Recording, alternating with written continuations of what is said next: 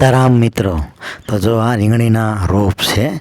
આમાં તે ગાયનું છાણ, ડુંગળીનું ફોતરાનું પાણી અને ખાટી છાશનું પાણી એ આપણે માવઠા બાદ નાખેલું છે. એટલે જો આવા નવા રોપ થયા છે, નકર આમાં જીવાતું પડી જાય. અને આનું જ મેં અત્યારે વાવેતર કરેલું છે. તો હું પાવા તો નથી આવતો, પણ એની સાથે જો સિસ્ટમ અત્યારે અપડેટ થઈ ગયેલી છે. જો જેટલું જોતું એટલું જ પાણી મળે એ રીતની સિસ્ટમ બનાવેલી છે. જો તમે મારી સિસ્ટમ જોઈ શકો છો, અમુક હાલે છે.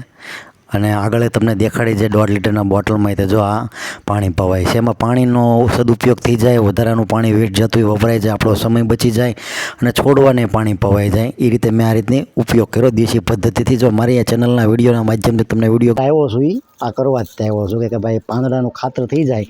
અને કે જો આ બધી ડાળીઓ હુકાવા ઉપર છે, એટલે આને હું અહીંથી કટિંગ કરી નાખી આ બધી ડાળીને, એટલે છોડને નુકસાન ન જાય. બીજા છોડ જો આ કોળી ગયા છે, એટલે આ બધી બ્રાન્ચો છે અત્યારે હુકાવા માંડી છે. માવઠાની હિસાબે તો આપણે નવી બ્રાન્ચ કોળે એટલે આટલું ખાતરની જરૂર પડે. તો આના હું ખાતર રિસાયકલિંગ કરી નાખવાનું. એટલે જો આ ગોળી નાખ્યું છે, ત્યારે ગોળ વાવ્યો છું. ને એમાં જો આ પાંદડા હોત તમે દેખાય, જે આ પાંદડા છે એ પાવડર તરીકે જ કામ કરે. જો અત્યારે પાવડર થઈ ગયેલો છે, એટલે એ ખાતરનું જ કામ કરે. કારણ કે આપણે ગોળતા હોય ત્યારે ગોળ વાવીએ એટલે આરો બધું આ કરતું રહેવાનું આરો, એટલે હું કે એકારે બધું કામ પતી જાય. તો આવી રીતનું હું કામ કરતો જાઉં છું. ના હું આ બધું રાબડું જ છે. આ જો છાણવાળા જ છે, આ રોપડા છે, છાણ જ છે ગાયનું. જો આ આપણે બીજું કાંઈ એમાં નાખ્યું નથી. જો છોડનો ગ્રોથ આવો છે. તમે તમારા ઘરના છોડ રીંગણા ઉકવીને એમાંથી તમે બીજ નાખીને રોપ બનાવીએ, કોઈક વેચાતા ન લેવા પડે. જો આ રીતની સિસ્ટમે છે.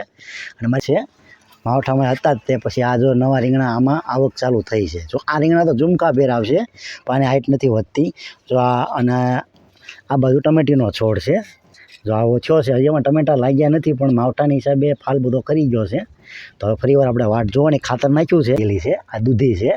હવે આગળ થાય કે ન થાય મને બહુ ખબર નથી. એકવાર થઈ હતી પણ પછી ખરી ગઈ માવઠાની હિસાબે. જો એનો વેલો અહીંથી તે જો અહીંયા લગી હાલેલો છે. આ બધો એનો વેલો છે. આપણે અહીંયા પાછો એક મૂળિયું અહીંયા છે, પછી અહીંયાથી એનું મેઇન મૂળિયું છે. આ રીતની અલગ એની રીતે ઉગ્યો છે.